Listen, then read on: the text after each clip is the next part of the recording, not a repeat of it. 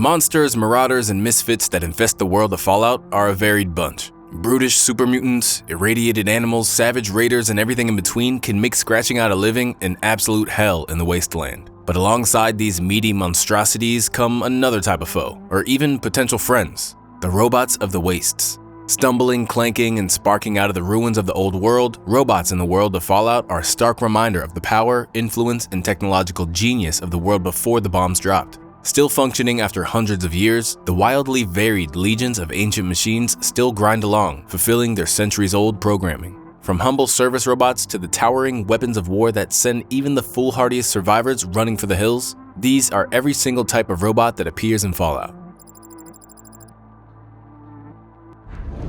Number 1. Eyebots and Floating Eyebots. Perhaps the humblest of all the offerings from the pre-war tech giant Robco Industries, the Eyebot is a staple of the Wasteland. Manufactured in huge numbers before the war, the floating, squawking machines can still be found across the ruins of the United States. Mounting a huge speaker and a bristling array of sensors, antennae, and other detectors, the round, space probe-like robot was designed to give pre-war citizens a way to have their radios with them on the go. Incidentally, their flight, advanced sensors, and facial detection software made them excellent spy and recon and guard drones for the shadier operators. In the Wasteland, Eyebots are usually encountered wandering aimlessly or along pre-planned routes, repeating advertisements or playing snippets of local radio broadcasts. More creative and tech-savvy factions, however, are able to reprogram the little machines, turning them into valuable couriers, messengers, and propaganda loudspeakers. If someone finds themselves on the wrong end of an Eyebot, they have no real cause for alarm. Armed with only a low-powered, stinging laser to discourage vandalism, any motivated Wastelander after their salvage or looking to get past them wouldn't have much trouble, and destroyed Eyebots are almost as common a sight as those still floating. Number 2. Liberators. Slightly more dangerous than the Eyebots, the Liberators of Appalachia were originally a plot by the pre-war Chinese government to deploy cheap, autonomous drones across the United States in preparation for a potential invasion. Needless to say, this plan never came to pass, snuffed out with the rest of the world when the bombs dropped in the year 2077. Built in a hidden, autonomous factory beneath a food processing plant, these tiny robots finally saw use when the Appalachian Enclave reactivated the factory in an attempt to gain access to the region's remaining nuclear arsenal. Spitting out tinny patriotic slogans and scrambling about on spindly legs, the Liberators aren't particularly dangerous unless one encounters a swarm. In groups, their puny lasers and spinning, slicing blades can be deadly and can overwhelm even experienced wanderers. This is even more troubling when one considers the fact that, unlike the Eyebots, the Liberators are programmed to kill anyone who isn't a loyal Chinese citizen, which are in rather short supply following the war. Thankfully, the Liberators are limited to Appalachia in the range of their factory, as the Wasteland doesn't need another pest harassing their settlements, much less a loud, mad, and metallic one. Number 3. Protectrons. The Protectrons are a class of Robco robots that were designed to be the perfect laborer. Office workers and cashiers, construction workers, paramedics and nurses, and even firefighters and police officers. The Protectron could do it all. A clumsy machine, the bulky, angular frame of the average Protectron speaks to its corner-cutting construction, looking more like a waddling refrigerator than an advanced piece of tech. Nevertheless, Protectrons were selling like hotcakes pre-war, and layoffs soon followed wherever they were introduced, since, after all, a robot never needs to be paid and won't even think about unionizing. Powered by powerful fission batteries or nestled in charging ports, many Protectrons still roam the Wasteland, either deep in the heart of old, crumbling pre-war factories and office parks, or repurposed by the new denizens of the wastes. Due to their simple design, they're easily reprogrammed and reactivated, leading to them being one of the most common robots seen in towns and settlements across both the East and West Coasts, from shopkeepers, chefs, and even sheriffs to more exotic professions. Operation complete. Thank you for your business. As service robots, Protectrons aren't overly threatening. Coding errors and damage have left many hostile and keen to enter battle with whatever tools they were equipped with for their previous jobs. This could include nail guns, medical defibrillators, water cannons, and heavy loading arms. Unlike the previous robots on this list, the Protectron stands at the same height as your average Wastelander, making them a good deal more durable and, although slow, their hydraulic grip can easily break the bones or wring the neck of an unwary scavenger or raider. Likewise, their thick, blocky frames can be difficult for low-caliber firearms or melee weapons to pierce, making the humble Protectron a great asset or surprisingly competent enemy for the ill-informed. Number 4. Mr. Handy. Originally designed by the General Atomics Corporation, the Mr. Handy line of robots are an advanced, durable, long-lasting service, repair, and maintenance platform. One of the earlier mass-produced robots pre-war, they were common amongst government agencies, corporate buyers, and private citizens alike, especially after their Robco hardware upgrade a few years before the bombs fell. There are two models seen in Fallout, the earlier base version seen in the first and second entries, and the Robco collaboration, which took over for the rest of the series. The first model is larger and chunkier, a floating metal barrel sporting a huge number of arms, each mounted with an array of tools. The second is smaller and sleeker, with only 3 arms, 3 eyes, and a rocket thruster to keep it aloft, all housed in a simple chrome shell. Another key advancement with the Robco model was its more advanced processor, enabling it to perform a wider variety of tasks including housework, nursing, education, and other domestic or professional duties. This advanced processor also resulted in Handies having significantly more personality than their Silicon brethren, with many surviving units having almost human-like thoughts and emotions, making them welcome companions for more open-minded humans. One such model was the Mr. Handy owned by Fallout 4's sole survivor, Codsworth. Tending to his family home hundreds of years after the bombs fell, he had plenty of time to develop a deeper personality and jumped at the opportunity to see the new world at his old master's side. A notable variation of this advanced Mr. Handy was the one commissioned by the US Army, the Mr. Gutsy. Unlike the base models, which only had basic tools like cutting implements and claws, this militarized version was heavily armored and sported a plasma rifle, buzzsaw, and flamethrower. All types of Mr. Handys still roam the Wasteland, a testament to their sturdy construction and precise maintenance. They are extremely valuable if reprogrammed, being able to repair damaged machinery and restore other broken robots, while requiring very little attention themselves. When hostile, however, they can be quite threatening, especially the aggressive Gutsy models, attacking from great range with devastating energy weaponry and deflecting stray shots with their toughened exterior. Number 5. Robobrains. An unusual sight, the Robobrains are what they say on the tin. A human brain in a robotic shell. Manufactured by General Atomics, Robobrains are a completely mechanical body that houses a living human brain that acts as its processor, nestled in a preservative, biomed gel.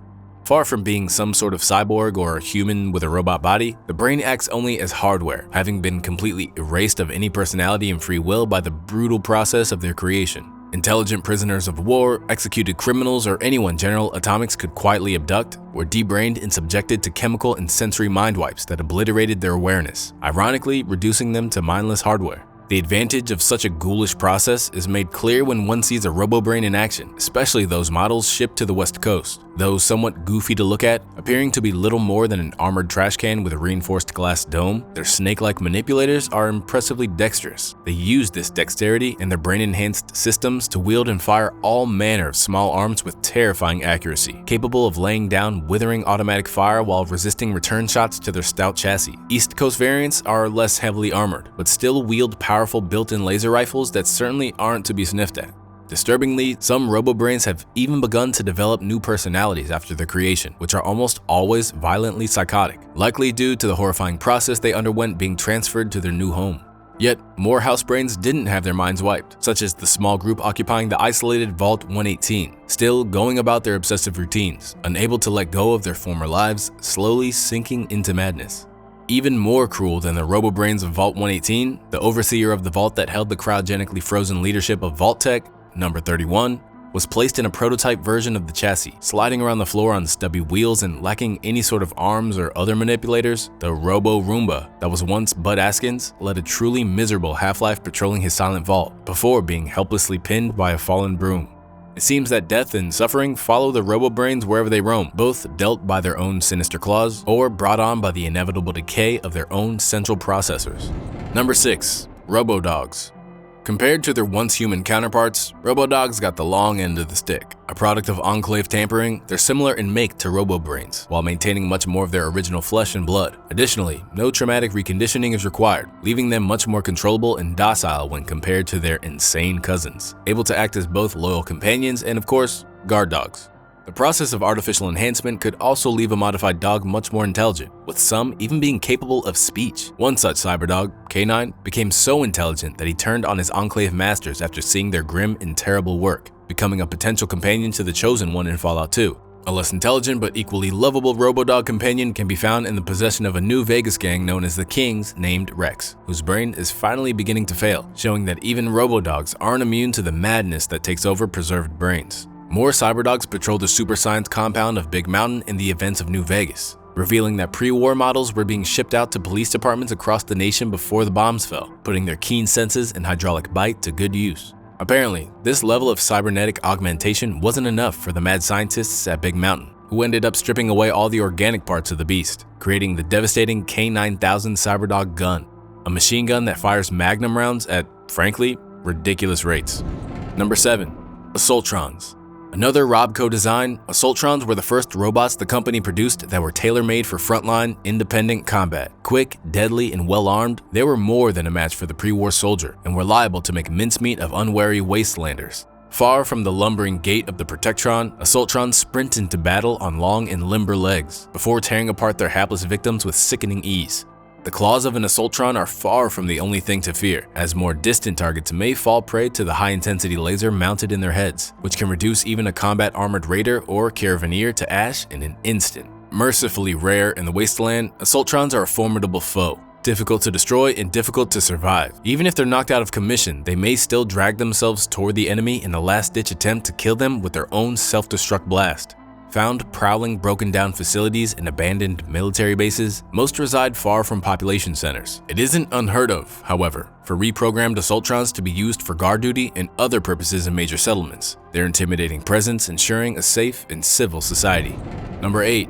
Securitrons. Unlike Robco's other automaton offerings, the Securitrons of New Vegas were not a standard production model. They were not contracted to the government, nor were they sold to private citizens. Instead, these security robots were designed to be the private army of Robco's brilliant founder, Robert House. Top-heavy and ungainly, the bulking shoulders and long, snaking arms of a Securitron are balanced on a single unicycle-like wheel, lending them a strange and unique appearance, along with an unexpectedly high top speed. They're also packed with the finest weaponry Robco could design, sporting submachine guns, Gatling lasers, grenades, and missile launchers. If damaged, they sport advanced repair routines, enabling them to bounce back from attacks and self-maintain for hundreds of years. Only a few dozen models were on the strip before the bombs dropped, but hundreds more remained dormant in a bunker under the nearby fortification hill, awaiting their creator's command. Unfortunately, not all of these systems could initially be put to use, as the Great War halted the delivery of the operating system that would finally allow them to use all the hardware at their command. Hundreds of years later, Mr. House finally found the OS, etched on a platinum poker chip, and had it delivered to the Strip by Courier 6, kicking off the events of Fallout New Vegas. Based on the Courier's choices, the Securitrons of the New Vegas Strip could be upgraded to their final form, realizing their master's dream of an independent Vegas, or sabotaged, leading to House's ruin. Unlike most of the other robots on this list, Securitrons are not broken, rampant, or reprogrammed, but instead are fully operational servants of one man, enforcing his will across New Vegas and the Mojave Wasteland beyond. They act as police, agents, and silicon-circuited scouts. The average Wastelander has nothing to fear from these top-of-the-line automatons, but should they provoke House's wrath, there are few finer candidates to carry out his bloody work. Number 9. Sentry Bots.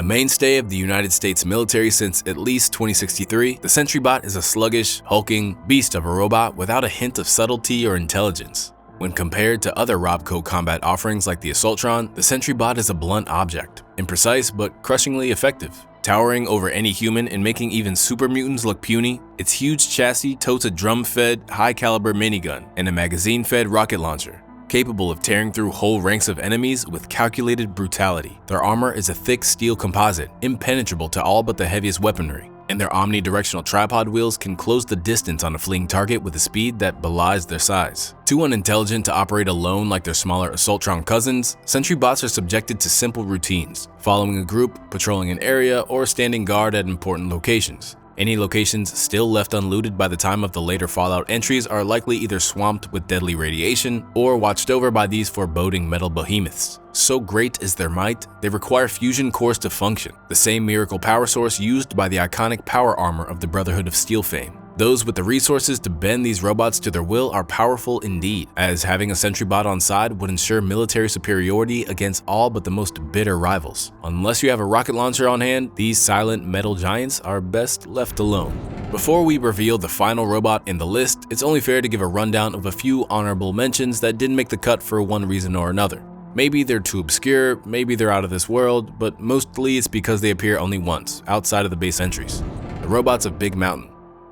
Isolated from the rest of the Mojave Wasteland, the robots of Big Mountain are a zany bunch, birthed from the minds of deranged scientists kept afloat in their own unique Robobrains. Lobotomites, the complete opposite of the Robobrain concept, sporting a robotic processor in a still living human body, harvested from wastelanders looking to make the mountain's riches their own. Robo-Scorpions, the devious invention of the seemingly sinister Dr. Mobius, armed with EMP weaponry and a deadly, painful pinch. And finally, the Trauma Override Harness, a wearable suit that was designed to walk wounded soldiers back to base only to totally malfunction, turning against their creators, the corpse of their pilot still flopping about within. Zetan Drones. A truly out-of-this-world selection, the robots of Fallout 3's Mothership Zeta are floating weapons platforms that patrol the halls and facilities of the mothership, blasting anything with more than 3 fingers with extreme prejudice. Institute Synths. The Synths of the Institute are a strange bunch. The first and second generations are undoubtedly robots, servants and soldiers built by the Institute with no capacity for free will or higher thought. The third, however, the generation around which Fallout 4 revolves, are effectively synthetic humans. They are made out of skin, muscle, and blood, and are practically indistinguishable from the real thing, right down to their own awareness. So while these pre-built people may technically be robots, they're very much treated like their own classification. Number 10. Liberty Prime. Unlike the other robots in this list, this one wasn't built in a factory. It has no production model, it has no variants, and it has no peers. There is only one of its kind, and its name is Liberty Prime. Designed as a war-winning superweapon through the combined experience of the United States government, Robco, and General Atomics, Liberty Prime embodies the unrestrained military and technological might of the old world. An enormous humanoid weapons platform, it makes even Sentry Bots look like toys, and possesses an arsenal so devastating it would make a 5-star general weep. It's so ridiculous, so excessive, that it was never even put into use for its intended purpose. Meant to liberate Anchorage, Alaska from Chinese occupation, its absurd power consumption kept it from being deployed. There just wasn't enough power source dense or efficient enough to power it. And so it remained, sleeping beneath the Pentagon in the capital Wasteland, until finally being discovered by the East Coast Brotherhood of Steel. Even in its unfinished state, the Brotherhood recognized Prime's potential, building their stronghold around the slumbering asset and putting all their efforts into reactivating it. It was only with the arrival of Dr. Lee and the sole survivor that Prime was finally awoken, with clever workarounds for its power supply finally falling into place. And when the superweapon itself finally stepped into the sunlight, the devastation it wrought was absolute. As technologically advanced as they were, the Brotherhood's foes, the Enclave, stood no chance against the behemoth. Blasting patriotic slogans and stomping through the streets, Liberty Prime is armed with an incredibly powerful eye-mounted laser that can vaporize even power-armored combatants with only the lightest of touches, scything across the battlefield. Any larger targets are swiftly dealt with by its hurled mini-nukes, dishing them out like footballs for anything that proves too tough for its primary armament. And if toughness is the name of the game, Prime is well equipped in that regard as well, being completely impervious to conventional weapons. Even rocket launchers and mini-nukes simply bounce off its gargantuan frame. It's not totally invincible, however, as the Brotherhood quickly discovered. During their war with the Enclave, it was finally destroyed by a barrage of high-yield orbital missiles, proving that only a superweapon is capable of taking down the old world's greatest robot. Even then, by the events of Fallout 4, Liberty Prime was being rebuilt, ready to bring war to the Commonwealth's Institute. A truly terrifying weapon, there is little doubt that Liberty Prime was, and potentially still is, the most dangerous, powerful, and advanced robot in the history of Fallout. And there you have it, every single type of robot in the mainline Fallout series, from humble floating radios to super weapons. They can fulfill any need an enterprising wastelander might have, or prove a canny foe to the ill-prepared. The wonder and power of the old world manifesting into the new. The robots of Fallout remain some of its most iconic and recognizable characters.